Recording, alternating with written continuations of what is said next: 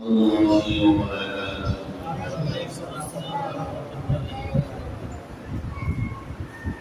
إن الحمد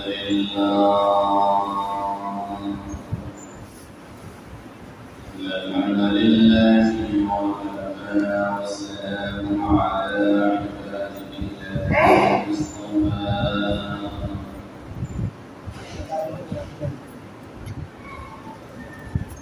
أما بعد فأعوذ بالله من الشيطان الرجيم.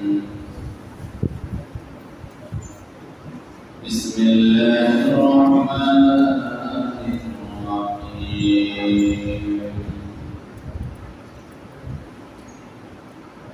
قال الله تعالى في كلامه المجيد: إن كنتم تحبون الله فاتبعوني يحببكم الله ويغفر لكم ذنوبكم والله غفور رحيم. وقال تعالى في شأن حبيبه: وما أرسلناك إلا رحمة للعالمين.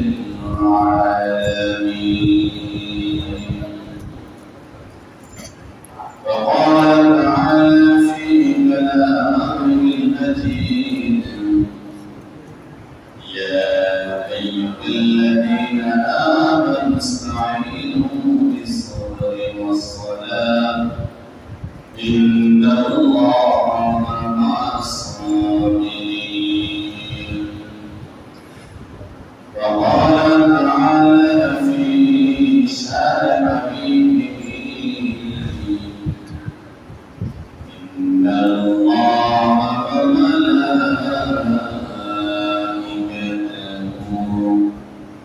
يصلون على النبي يا أيها الذين آمنوا صلوا عليه وسلموا تسليما. اللهم صل على محمد وعلى آل محمد كما صليت على إبراهيم وعلى آل إبراهيم إنك حميد مجيد. اللهم بارك على محمد وعلى آل محمد كما باركت على إبراهيم وعلى آل إبراهيم إنك حميد مجيد. مؤمن خدا الشك في بين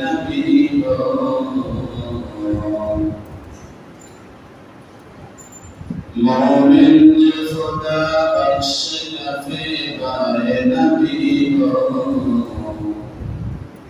وزين قدم أجب عالم خزينا وزين قدم أجب عالم خزينا بسنة نبويك لبيلكم نات بسنة نبويك لبيلكم نات تفاسر الجاي نفر جسك سسينا تفاسر الجاي نفر جسك سفينا برادر شاهد عالم عاشق برادر شاهد عالم مشق سے زیادہ مبارک جس کا پسینہ مشق سے زیادہ مبارک جس کا پسینہ کر دل میں درد ہو میرے آقا کا زیارہ کر دل میں درد ہو میرے آقا کا زیارہ ایک عالم آئے نبی نکلا مدینہ ایک عالم آئے نبی نکلا مدینہ محمد نے آکر کفر کو مٹایا کفر کو مٹا کر صداقت بتایا بلغ العلا بکمالہ کشف الدجى فسلت جميع أبصاره صلوا عليه وآله بلغ العلا بكماله كشف الدجى بجماله حسنت جميع أبصاره صلوا عليه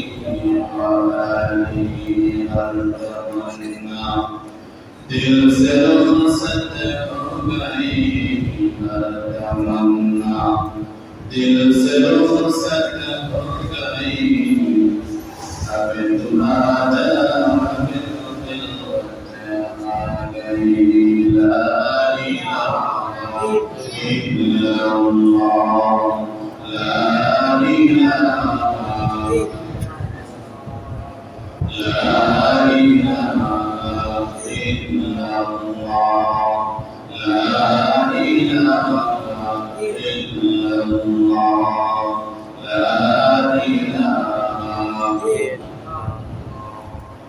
لا إله إلا الله محمد رسول الله صلى الله عليه وسلم আলহামদুলিল্লাহ মহান আল্লাহ সুবহানাহু শুকর আদায় করছি যে মহান আল্লাহ পাক রব্বুল আলামিন রব্বুল আলামিনের শ্রেষ্ঠ মাসের মধ্যে অন্যতম একটি মাস হচ্ছে রবিউল আউয়াল যে মাসের রবিউল আউয়ালের শেষ দিকে পবিত্র জুমার দিনে জুমা সালাত আদায় করার মুহূর্তে আল্লাহ রাব্বুল মসজিদে এসে বসার তৌফিক দান করেছেন তাই সবাই কালিমা শুকর আদায় করে আলহামদুলিল্লাহ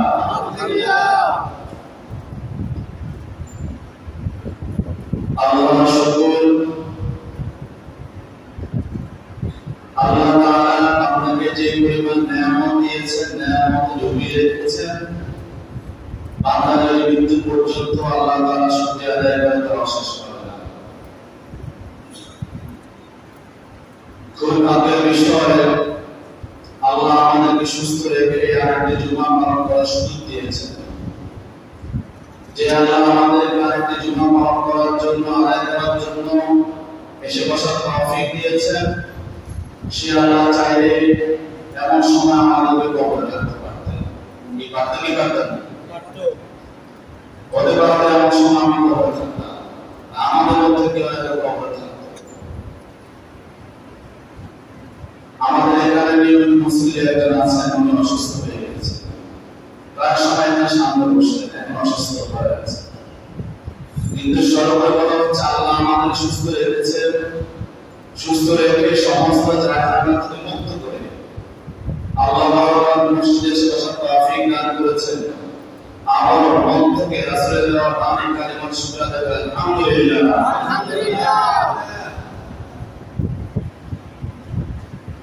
বিগত জুমাতে রাসূলুল্লাহ সাল্লাল্লাহু আলাইহি ওয়াসাল্লামের মিলাদ এবং সিরাত সম্পর্কিত বিভিন্ন আলোচনা করেছি। আজকে জুমা সেখান থেকে আলোচনা করব। তার পাশাপাশি আমরা বিগত জুমাতে যে সকল আমলে আলোচনাগুলো শুনেছি বা আমলগুলো জেনেছি সেখান থেকে কিছু মজা করার চেষ্টা করব ইনশাআল্লাহ। সর্বপ্রথম কথা হচ্ছে নবী আলাইহিস সালাম এসেছেন শুধু মুসলমানদের জন্য না, শুধু মাত্র মুমিনদের নির্দিষ্ট করে শ্রেণীর মানুষদের জন্য না, বরং নবী আলাইহিস সালাম এসেছেন পুরো বিশ্ববাসীদের জন্য, রহমত স্বরূপ পুরো বিশ্ববাসীদের জন্য।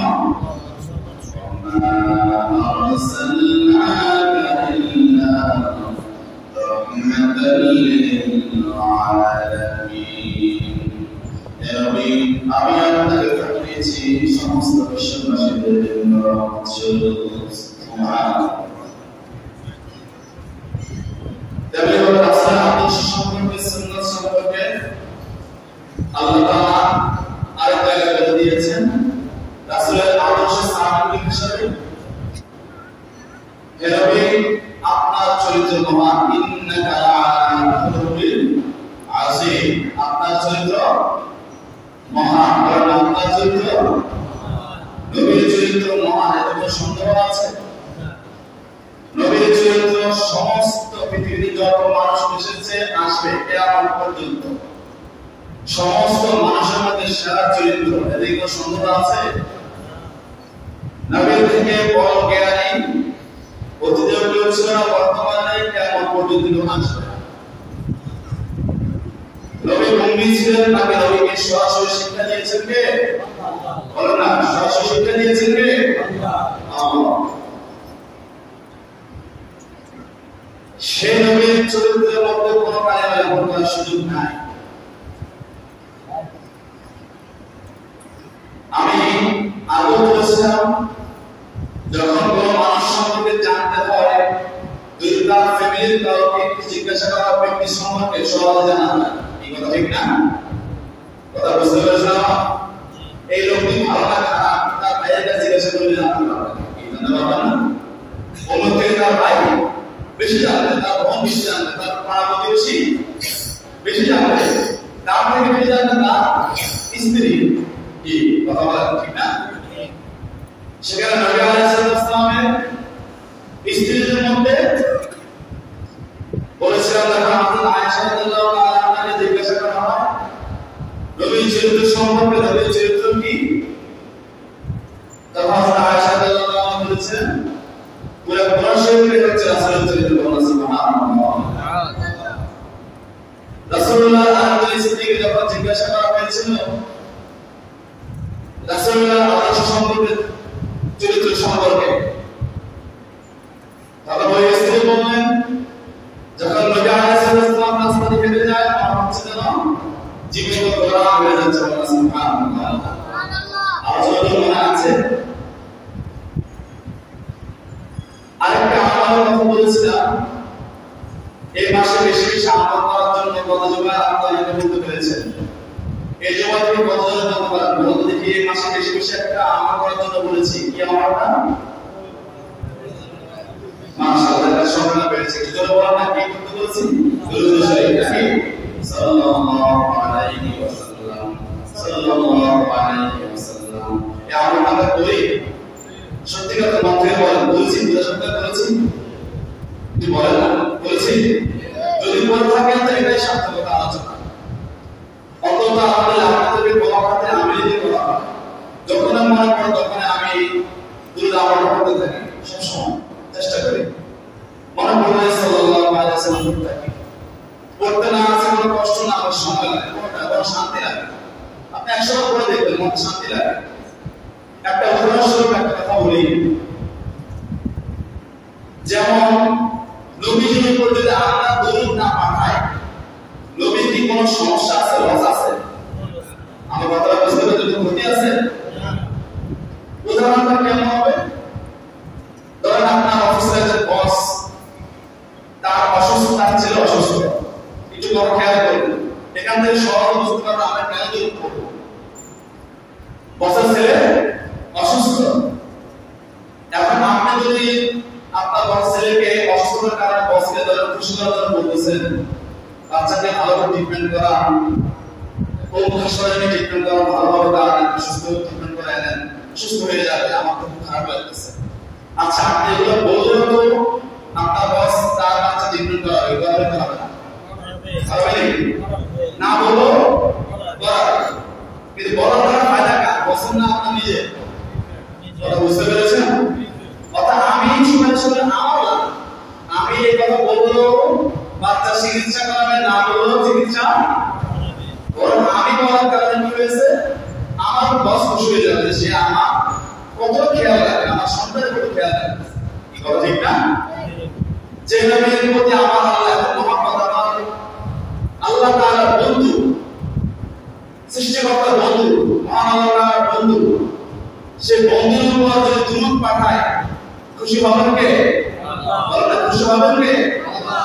দুরূদ পাঠালে যে আমরা সাল্লাল্লাহু আলাইহি ওয়াসাল্লাম বলেন, হে আল্লাহ, আপনি আপনার নবীর উপর রহমত বর্ষণ করুন। এখন বলেন, আপনি বললেও আল্লাহ তাআলা রহমত বর্ষণ করবে না? না বললেও করবে। তাহলে বলার দ্বারা আমার ফায়দা।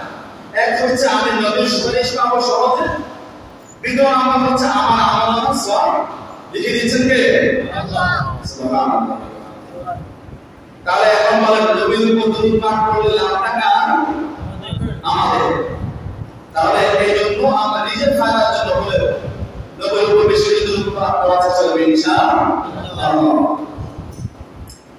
এবার দেখুন, আরেকটা সংক্ষেপ কথা বলছি। আমরা সবাই জানি যে নবীর সুপারিশ পাওয়া যায় না, নবী আলাইহিস সালাম আমাদের সুপারিশ করবেন, জানি না আমরা? জানি। কিন্তু সকল উম্মত নবীর সুপারিশ পাবে না, এতে কোনো সন্দেহ আছে? নবীর সুন্নতের ধারধারি নাই, নবীর যদি একটু চুল পরিমাণ মহব্বত নাই অন্তরে, সে নবীর সুপারিশ পাবে? এত সহজ মনে করেছে?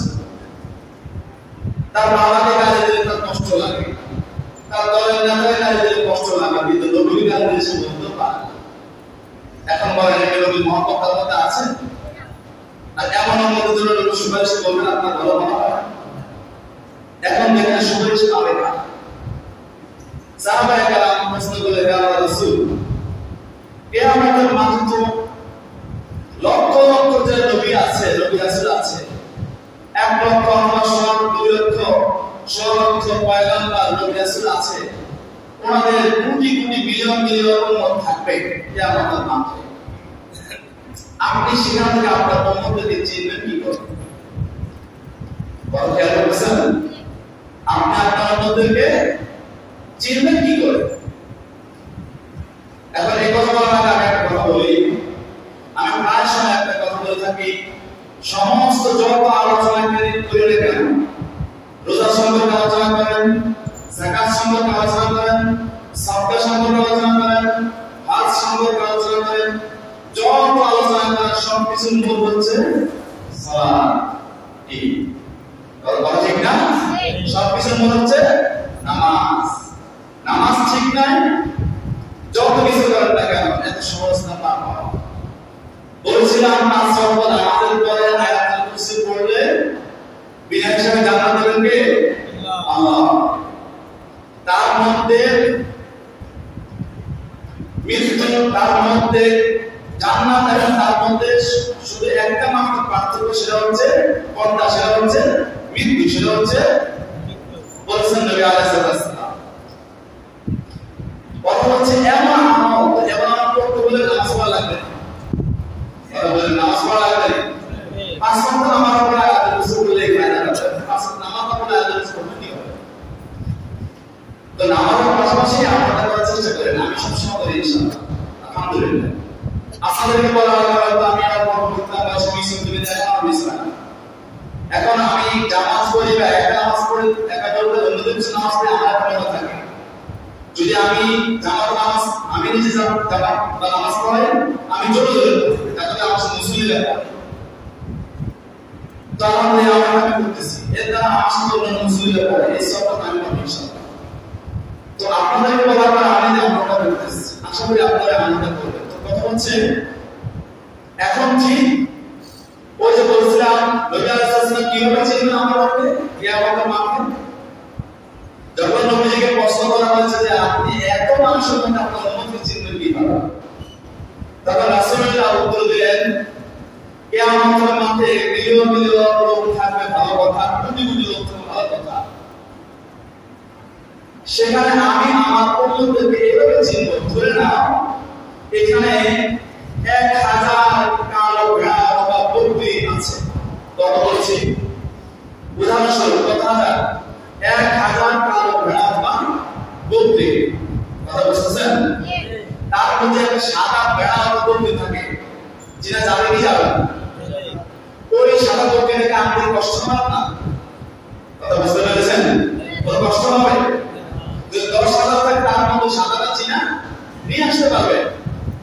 নবী আলাইহিস সালাম বলেন কিয়ামতের মাঠে আমার একদল উম্মত যারা নিয়মিত ওযু করত, তাদের ওযুর অঙ্গ প্রত্যঙ্গগুলো উজ্জ্বল নূরে উজ্জ্বল থাকবে, সুবহানাল্লাহ। আর আমি নবী ওই উজ্জ্বল অঙ্গগুলো দেখে দেখে চিন্তা করছি সে আমার উম্মত, সুবহানাল্লাহ। আর আমি সেই উম্মতকে দেখে দেখে সুবহানাল্লাহ, সুবহানাল্লাহ। বুঝতে পেরেছেন? এখন বলা ওযু বেশি করে কারা নামাজি না, কথা বলেন না, নামাজের ওযু বেশি না নামাজি না?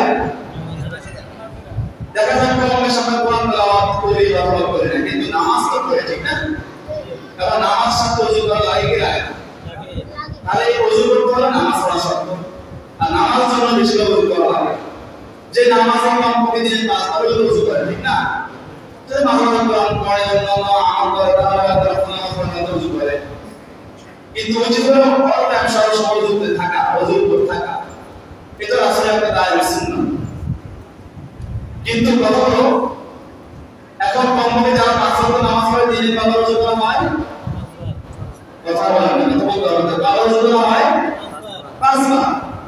তাহলে ওযুর সাথে গুনাহ চলে যায়, আর ওযুর সাথে ওযু করার কারণে কিয়ামতের মাঠে অঙ্গ প্রত্যঙ্গগুলো উঁচু করে দিবেন কে? জোরে বলুন না, কে দিবেন? আল্লাহ। আর সেই অঙ্গ প্রত্যঙ্গ সেই উম্মতদেরকে দেখে দেখে যারা নামাজি উম্মত, যারা ওযু করত, সেই উম্মতদেরকে দেখে দেখে সুপারিশ করেন নবী আলাইহিস সালাম, সুবহানাল্লাহ। এবার আসুন আরেকটা ভাষা নিয়ে কথা বলি, সমস্যা নেই কথা। ইসলাম মুসলমান, এই ইসলাম ধর্ম প্রবর্তন হয়েছে কমপক্ষে 1400 বছর আগে, ঠিক না? আমাদের নবী আলাইহিস সালাম আসছে কত বছর আগে? 1400 বছর আগে। দেখুন কিয়ামত আদম আলাইহিস সালাম সৃষ্টি থেকে নবী আলাইহিস সৃষ্টি পর্যন্ত একজন দুইজন না, কতজন নবী বলছি? 1 লক্ষ অথবা 2 লক্ষ, মতান্তর 2 লক্ষ, 2 লক্ষ নবী আল্লাহ তাআলা পাঠিয়েছেন, নবী রাসূল, লক্ষ মুখের কথা। এমনকি এক এক সময়ে 5-10 জন নবী রাসূল ছিল, একসাথে বিভিন্ন জায়গায় দাওয়াত দিত, কিন্তু বেশি দূরত্ব কখনো ছিল না, অর্থাৎ এমন কোন সময় ছিল না যে সময় দুনিয়াতে নবী ছিল না, প্রত্যেকটা সময় কোন না কোন নবী ছিল। কিন্তু আল্লাহ ভালো করে জানেন যে আমার প্যারা হাবিবের পরে আর কোন নবী আসবে, কথা বলার আগে খেয়াল করতে হবে, আমার প্যারা হাবিবের পরে আর কোন নবী আসবে না কিয়ামত পর্যন্ত। এটা কিয়ামত কবে হবে? আল্লাহর ওয়াদা মাওলানা, কিন্তু কিয়ামত পর্যন্ত আর কোন নবী আসবে না, আমরা ধর্ম আসবে না। এবার বলুন তো দেখি, উদাহরণস্বরূপ মানে আমাদের সাধারণ সেন্স থেকে কথা বলা যুক্তি, যদিও যুক্তি দিয়ে ইসলাম চলে না, তারপর আমি আমাদের বোঝার জন্য কথাটা বলছি। ধরুন আমরা যদি নরমালি কোনো জিনিস তৈরি করে 5 মাস 6 মাস 1 বছর ধরে বোঝার জন্য, উদাহরণস্বরূপ দিনের গল্প করি, সেটা যেভাবে মজবুত করে একটা বিল্ডিং তার থেকে কয়েকশো গুণ বেশি মজবুত করে এই কথা ঠিক না? কথা বুঝতে পেরেছেন? ধরেন একটা বিল্ডিং যদি মজবুত করে করেছেন, আপনি একটা ঘরকে এত মজবুত করে করবেন? কথা বোঝা যাচ্ছে না? একটা ঘরকে এত মজবুত করে করা হয়? একটা 10 তলা বিল্ডিং যত মজবুত করে করা হয়, তার ফাউন্ডেশন নিয়ে করা হয়, একতলা বিল্ডিং যত ফাউন্ডেশন নিয়ে করা হয়, ঠিক? এটা হলো আমাদের কথা যে আল্লাহ তাআলা কিয়ামত পর্যন্ত যে ধর্মটাকে রাখবেন, যে কোরআনটাকে রাখবেন, যে গ্রন্থটাকে রাখবেন, সেটা আল্লাহ ওইভাবে এত মজবুত করে তৈরি করেছেন যে সেটা কিয়ামত পর্যন্ত থাকতে হবে। সুবহানাল্লাহ। সেটা 1400 বছরের কোরআন শরীফের একটা হরফ বদলের কথা, একটা আয়াত বদলের কথা, একটা হরফ বদলে পরিবর্তন হতে পারে না, ঠিক না? কি বলেছে? 1400 বছরের কোরআনে একটা হরফ কে পরিবর্তন করে দেখাতে পেরেছেন? কি কোন সম্ভব আছে? অথচ অন্যান্য নবীদের আসমানি কিতাবগুলো নবীদের মৃত্যুর পরে শেষ হয়ে গেছে, রদ বদল হয়ে গেছে, কিন্তু কোরআন এমন একটা গ্রন্থ যেটা সংরক্ষণ দায়িত্ব স্বয়ং কে নিয়েছেন? জোরে বলতে হবে, কে নিয়েছেন? আল্লাহ। সেজন্য এই কোরআনে কিয়ামত পর্যন্ত কেউ কোনো ধরনের পরিবর্তন করতে পারবে না ইনশাআল্লাহ। তো কথা হচ্ছে আল্লাহ তাআলা ধর্মকে, ইসলাম ধর্মকে ওইভাবে মজবুত করে করেছেন যে কিয়ামত পর্যন্ত এই ধর্ম নিয়ে কেউ কোনো ধরনের কিছু করার সুযোগ থাকবে না। এই কোরআন নিয়ে কেউ কোনো কিছু করার সুযোগ থাকবে না। কেউ কোরআনে একটা আয়াত, সূরা জুলের মধ্যে একটা হরফ পরিবর্তন করতে পারবে না। যেটা প্রমাণ আমরা জন্মসূত্রে দেখি যে কোরআনের হাফেজ পৃথিবীতে কোটি কোটি লক্ষ লক্ষ আছে না? কি কোন সন্দেহ আছে? আমাদের বাংলাদেশে তো লক্ষ লক্ষ বাবা কোরআন হাফেজ আছে না? এখন যদি আপনাদের ইমাম সাহেব কোন একটা সূরা বলতে একটা আয়াত ভুল করে, আমরা ধরতে পারবে কি পারবে না? পারবে কি পারবে না? ভুল করার সুযোগ আছে? ইচ্ছা করে বলেছে কিন্তু ভুল করার সুযোগ আছে? কোনো ধরনের সুযোগ নাই। অর্থাৎ আল্লাহ তাআলা কিভাবে আমাদের আল্লাহ বলে জানেন, বাকি আমরা আমাদের চর্মচক্ষু দিয়ে দেখি যে আল্লাহ তাআলা হয়তো এই হাফেজদের মাধ্যমেও এই কোরআনকে দুনিয়াতে বিরাজমান রেখেছে। এটা একটা আরেকটা মাধ্যম। কি কথা ঠিক না? যেটা কেবল কোনো গ্রন্থে এত হাফেজ পাবেন, তাও আমাদের জীবনে 100 হাফেজ দেখাতে পারবে না, এফসিআর দেখাতে পারবে না। জাবুরের ইনজিল কোন গ্রন্থের পুরো হাফেজ ছিল না, বা দুনিয়ার কোনো গ্রন্থ মুখস্থ করে শোনাতে পারবে কখন আছে? নাই। কিন্তু কোরআন 30 পারা কোরআন, ছোটখাটো কোনো একবার দুই পারা না। এই কোরআন অর্থ হচ্ছে যে বাচ্চা দাঁড়িয়ে দাঁড়িয়ে শুনে দিচ্ছে, আল্লাহ সুবহানাল্লাহ। এটা রহমত একমাত্র আল্লাহ তাআলার রহমত। এর কোনো সন্দেহ আছে? সুতরাং এই কোরআন, এই ধর্ম রক্ষা করার দায়িত্ব নিয়েছেন কে? পৃথিবীতে কেউ যদি চেষ্টা করে কেউ ধ্বংস করতে পারবে? অতীতেও পারে না, বর্তমানে পারছে না, কিয়ামত পর্যন্ত কেউ ইসলাম, মুসলমানদের, কোরআন, নবী আলাইহিস কোনো ক্ষতি করতে পারবে না ইনশাআল্লাহ। এবার একটু সমসাময়িক কথা বলছি। পুরো মাসটায় নবী আলাইহিস মুহাম্মদ আদর্শ নিয়ে বয়ান করেছি। একটু মুসলমান ভাবার চেষ্টা করেন। আজকে পুরা এশিয়া মহাদেশ আগুন জ্বলছে। যারা রেডিও শুনে তারা জানেন ভারতে এক হিন্দু পুরোহিত রাসূলুল্লাহকে নিয়ে বক্তব্য দিয়েছেন, নাউজুবিল্লাহ। এত আসতে বলেছেন নবীর জন্য মহব্বত হলে জোরে বলে না। সেগুলো আমরা নবীকে নিয়ে কটূক্তি করেছে। পুরো ভারতবর্ষ সহ এশিয়া মহাদেশ এখন আগুন জ্বলছে। গতকাল দেখলাম মুম্বাইয়ের বিশাল লঞ্চ করছে রোগী। গতকালকেও ভোলা, রংপুর এবং বিভিন্ন জায়গায় বিশ্ববিদ্যালয়ের ছাত্ররা, বাংলাদেশের ছাত্ররা পেয়ে এক হয়ে সবাই মিছিল করছে, সংগ্রাম করছে, আন্দোলন করছে নবীর ইজ্জত রক্ষার্থে। আজকেও জমা করে সারা বাংলাদেশে নবীর ইজ্জতের রক্ষার জন্য সবাই নামবে। একটা কথা বলে মুসলমান, যদি মসজিদের মিম্বার থেকে নবীর ইজ্জত হেফাজত করার জন্য কথা বলতে না পারা যায়, এর থেকে অধপতন আর হতে পারে? কথা বলতে পারে? কম হবে? আমরা বর্তমানে সরকার সরকারকে আহ্বান জানাতে চাই, আপনারা চাইলে কূটনৈতিকভাবে ভারতের সরকার প্রধানকে প্রতিবাদ জানাতে পারেন। কারণ নবী প্রেমিকরা সবকিছু সহ্য করতে পারে, রাসূলের অপমান সহ্য করতে পারে না, ঠিক না? রাসূল অপমান সহ্য করতে পারে না, আল্লাহকে নিয়ে কুরুক্তি সহ্য করতে পারে না, বাবাকে নিয়ে কুরুক্তি করে গালি সহ্য করা যায়। আগে বলেছে লা ইয়াকুনা আহাদুকুম হাত্তা আকুনা হাব্বা ইলাইহি মিন ওয়ালিদিহি ওয়া ওয়ালিদিহি ওয়ান নাসি আজমাইন। ততক্ষণ পর্যন্ত ঈমান করতে পারবে না যতক্ষণ পর্যন্ত আমি তোমার কাছে, তোমাদের কাছে, তোমার সন্তান সন্ততি পিতা মাতা বলে সমস্ত এমনকি সমস্ত মানুষ হতে আমি নবী তোমার কাছে প্রিয় হতে পারবো না। আজকে সেই নবীকে নিযুক্তি করা হয়। এগুলা তারা কিছুদিন পর পরে শুরু করে, শুনেন মুসলমান কারো উপর অত্যাচার করে না, বাকি মুসলমানের উপর অন্যায় করে সেটা প্রতিবাদ করতে জানে, ঠিক না? আজকে নবীকে নিযুক্তি করা হয়েছে, আমরা সরকারের আহ্বান জানান আপনারা কূটনৈতিকভাবে প্রতিবাদ করেন। সারা বাংলাদেশ আজকে দাউদা করে আগুন জ্বলছে। আজকে জুমা পরে সারা বাংলাদেশে এইভাবে নামে, পাকিস্তান নামছে, ভারত নামছে।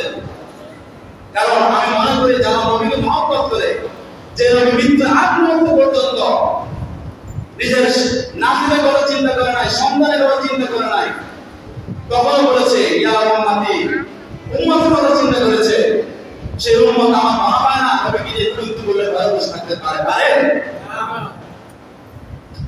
এক কথা ক্লিয়ার করে বলে দিতে চাই, বাংলাদেশের নবীর ইজ্জত, নবীর হেফাজত করার জন্য প্রতিদিন বাংলাদেশের নবীর হেফাজত করার জন্য জীবন দিয়েছে কি দেয় নাই জানেন না আপনারা? 18 সালে গোলায় জীবন দিয়েছে, 20 সালে ঢাকায় জীবন দিয়েছে। সে নরেন্দ্র মোদী মুসলমানদের খুনি, যে কোরআনের মদদে এই কাজগুলো হচ্ছে, মুসলমানদের দুশমন, এর আগমনী কেন্দ্র করে নবী প্রেমিকরা রাস্তায় দাবিয়ে করেছিল, সেখানেও শহীদ হয়েছিল।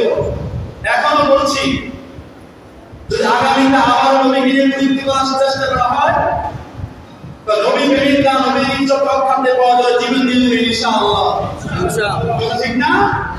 কে কে নবীর ইজ্জত রক্ষার্থে নবী প্রেমের জীবন দিতে রাজি আছেন ইনশাআল্লাহ? নবীর ইজ্জত রক্ষার্থে পাওয়া যায় আমরা জীবন দেব ইনশাআল্লাহ। আল্লাহ তুমি আমাদেরকে নবীর প্রেমে কবুল করো, সকলে পড়ে আমিন। আমিন সুম্মা আমিন। ওয়া দাওয়ানা আলহামদুলিল্লাহি রাব্বিল আলামিন। যারা পড়ে সওয়াব জমা যারা কাছে নামাজ পড়ে